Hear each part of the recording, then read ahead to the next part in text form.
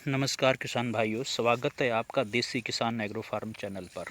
किसान भाइयों, धान की फसल में 100% बालियां निकल चुकी हैं। तो अब किसान भाइयों को ये डर सताता है, जहां मौसम ख़राब रहता है, तेज़ हवा, तूफ़ान और बारिश का अंदेशा होता है, वहां किसान भाई सोचते हैं कि कहीं हमारी धान की फसल गिर ना जाए। तो इसलिए किसान भाइयों, प्रकृति के आगे तो हम कुछ नहीं कर सकते। अगर तेज़ तूफ़ान या बारिश तेज़ आती है तो धान की फसल हमारी गिर जाती है। 30 से 40% तक हमें पैदावार घट सकती है। लेकिन किसान भाइयों, कुछ हमारे जो हाथ में कार्य करने वाले होते हैं, अगर वो किसान भाई हम सही तरीके से करते हैं तो हमारी अगर साधारण थोड़ी सी हवा चले या थोड़ा छोटा मोटा तूफ़ान हो तो हम अपनी फसल को बचा सकते हैं किसान भाइयों।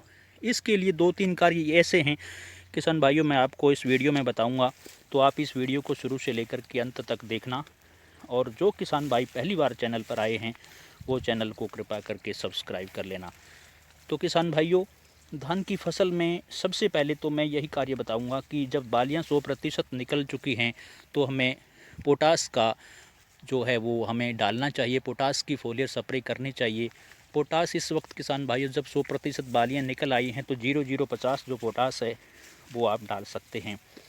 उसकी डोज और मात्रा की बात करूं किसान भाइयों तो 1 किलो पोटास आप लेकर के 150 लीटर पानी के अंदर मिला करके इसका फोलियर स्प्रे करना है किसान भाइयों। ये जो पोटास होती है 0050, ये सोलूबल, वाटर सोलूबल होती है किसान भाइयों, पानी में घुलनशील होती है। कई किसान भाई कमेंट करते हैं कि पोटास घुल नहीं रही है, तो ये पानी में घुलनशील होती है किसान भाइयों। इसको घोल करके अच्छी तरह से घोल बना करके इसको दोपहर के बाद इसकी फोलियर स्प्रे करना है। 1 किलो पोटास लेकर के 150 लीटर पानी के अंदर किसान भाइयों मिला करके इसकी फोलियर स्प्रे करना है। तो इसका जो किसान भाइयों फ़ायदे क्या हो सकते हैं पोटास डालने से? पोटास डालने से किसान भाइयों, एक तो हमारे पौधे का जो तना होता है वो मजबूत होता है। छोटी मोटी हवाएं आती हैं, जब बालियों का वजन होता है इनके ऊपर, छोटी मोटी हवाएं चलती हैं तो हमारा पौधा गिरने का जो डर है वो बहुत कम हो रह जाता है किसान भाइयों। और दूसरा फ़ायदा ये होता है कि जो बालियां हैं, बालियों के अंदर जो दाने का भराव है वो बहुत अच्छी तरीके से होगा। बालियां खाली नहीं रहेंगी, दाने का भराव पूरी तरीके से कंप्लीट होगा और हमारी पैदावार 20 से 25% तक बढ़कर निकलेगी किसान भाइयों। तो इसमें हमारे पोटास से ये फ़ायदे हैं। और पोटास डालने से जो हम बाज़ार में लेकर के जाते हैं, मार्केट वैल्यू भी, दाना जब बड़ा वज़नदार और चमकदार बनेगा तो हमारा रेट भी अच्छा लगेगा, मार्केट वैल्यू भी अच्छी होगी किसान भाइयों।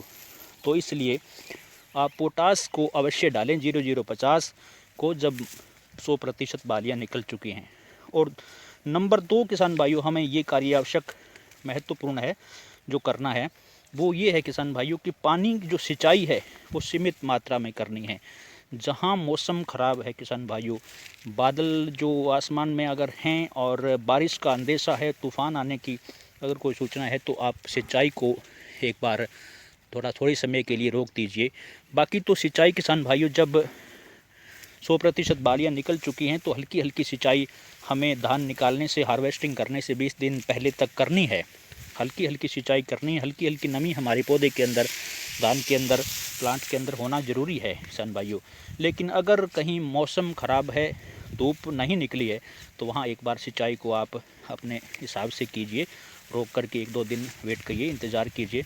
और फिर धूप, ख़ास तौर से धूप निकल जाए तो आप अपनी सिंचाई अपने प्लांट में कर सकते हैं किसान भाइयों।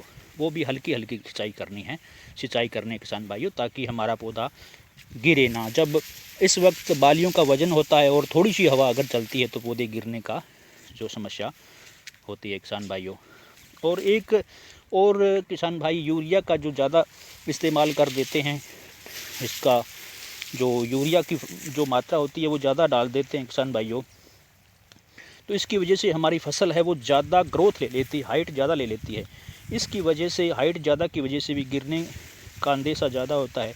क्योंकि हाइट ज़्यादा होती है जब तना कमज़ोर होता है किसान भाइयों, ज़्यादा नाइट्रोजन की मात्रा होने से, यूरिया ज़्यादा गिरने से, डालने से। तो आप यूरिया का सीमित मात्रा में जितना डालना होता है, उचित हमारे पौधे को आवश्यकता होती है उतनी ही डालिए। और जो यूरिया नेक्स्ट टाइम अगर आप अगले साल डालें, अब तो किसान भाइयों यूरिया आपने बंद ही कर दी है, लेकिन अगले साल जब आप डालें तो सीमित मात्रा में जितनी हमारे पौधे को ज़रूरत होती है उतनी ही नाइट्रोजन यूरिया डालें, ताकि हमारा पौधा ज़्यादा ग्रोथ ना ले। अगर ज़्यादा ग्रोथ लेता है तो पौधा तो हमारी जो टहनियाँ हैं वो कमज़ोर रहती हैं, तना कमज़ोर रहता है तो पौधे गिरने का जो डर ज़्यादा रहता है किसान भाइयों।